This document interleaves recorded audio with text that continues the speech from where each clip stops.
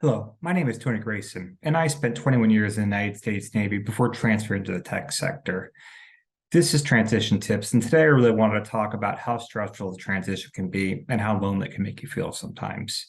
When we're in the military, we were nomads. We were used to receiving orders 6 months out, and that was so we could find the perfect neighborhood, look for a home, find place on base, and really get ourselves in order. Unfortunately, that's really not going to happen in your transition.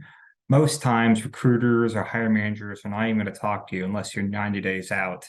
And so this can definitely cause a certain amount of stress on you and in the family. And I get it.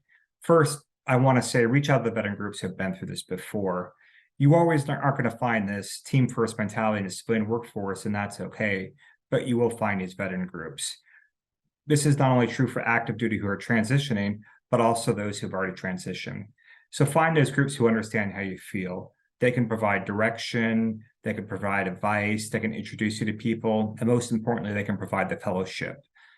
Think of these groups as your own squad, platoon, department, ship that you had in the military, and lean on them. They want to help, and most of them have been through this before. Second, I want to say, and it's hard to say this, is you will get knocked on the butt during the transition. It's going to happen, and that's okay. But don't let disappointment and pressure overcome your optimism. I truly believe that the opposite of success is quitting. It's not failure.